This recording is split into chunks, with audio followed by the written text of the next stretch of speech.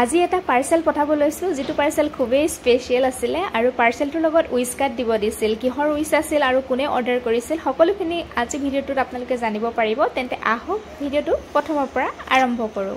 Hello everyone welcome back to my another blog আৰু আজি ব্লগটো আৰম্ভ কৰিলো লিপষ্টিক লোৱাৰ পৰা দেই কিয়নো মই লিপষ্টিক লওঁতে এটা টিপস ফলো কৰো যেটো টিপস হয়তো বহুতে জানে আৰু বহুতে নাজানে মই ভাবিলো আপোনালোকৰ লগতো শেয়াৰ কৰো আৰু এইফালে দেখা পাইছে আপোনালোকে মই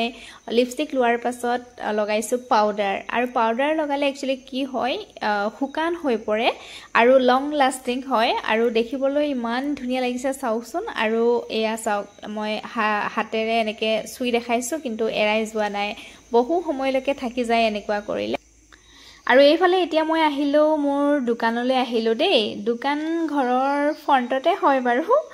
আৰু দোকানত এয়া পেকিংৰ কাম অলপ আছিল এইফালে পেকিং কৰি আছো চাওকচোন ধুনিয়া ধুনিয়া মিচিং কাপোৰৰ অৰ্ডাৰ আহিছে আপোনালোকেও অৰ্ডাৰ কৰিব যি সকলে মোৰ পৰা আজিলৈকে অৰ্ডাৰ কৰা নাই আপোনালোকে মোক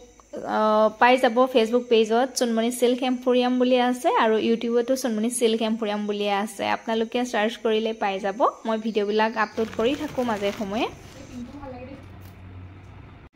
এজোৰ কাপোৰ চাওকচোন ইমান ধুনিয়া হয় ফুলটো ইমান ধুনিয়া মিহি আৰু এই কাপোৰযোৰ অৰ্ডাৰ কৰিছে নগাঁৱৰ বাইদেউ এগৰাকীয়ে এই চাওক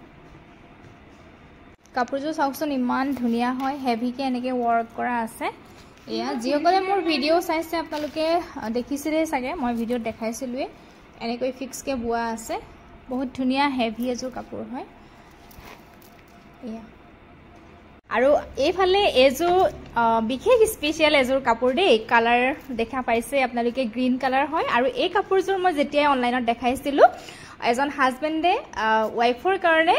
অৰ্ডাৰ কৰিছিলে উদালগুৰিত ঘৰ হয় একচুয়ালি হাজবেণ্ড থাকে বাহিৰত গতিকে তেওঁ ওয়াইফৰ কাৰণে সাৰপ্ৰাইজ উপহাৰ পঠাব বিচাৰিছে আৰু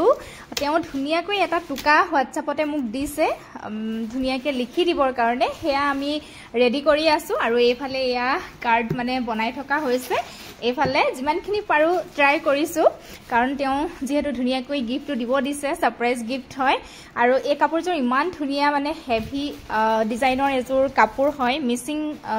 মেখেলা চাদৰ হয় মাটি খালত বুৱা হয় বহুত ধুনিয়া কাপোৰযোৰ মই ইয়া অকনমান দেখুৱাই দিছো আপোনালোকেও এনেকুৱা ধৰণৰ কাপোৰবিলাক আমাৰ পৰা ল'ব পাৰিব চুনমনি সিল্ক এম্পোৰিয়ামৰ পৰা আপোনালোকে যিসকলে মোক এতিয়াও ফলো কৰা নাই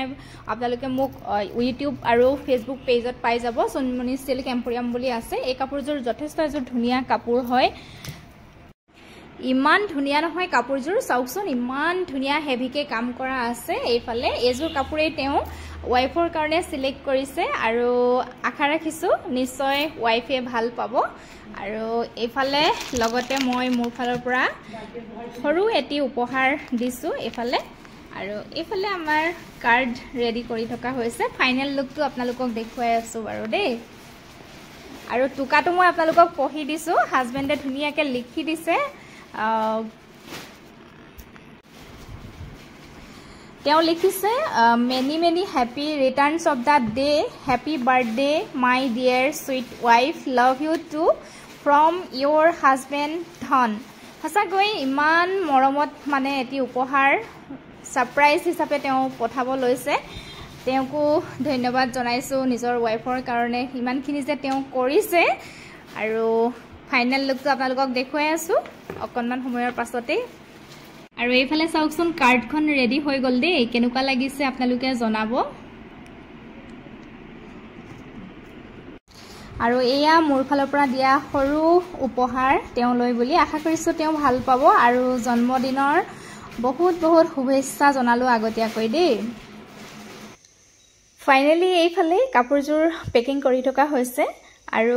জেনেকৈ উইচ কাৰ্ডখন ডিজাইন কৰিব লাগিছিল তেনেকৈ হয়তো ডিজাইন কৰিব নোৱাৰিলো তাৰ কাৰণে ক্ষমা বিচাৰিছো আৰু আজি ভিডিওটো হেয়াই আছিল আশা কৰিছো আপোনালোকে চাই ভাল পালে আৰু যদি চাই ভাল পালে লাইক শেয়াৰ কমেন্ট নকৰাকৈ নাথাকিব পুনৰ সকলোকে লগ পাম নতুন এটা ভিডিওত আজিলৈ আহিছো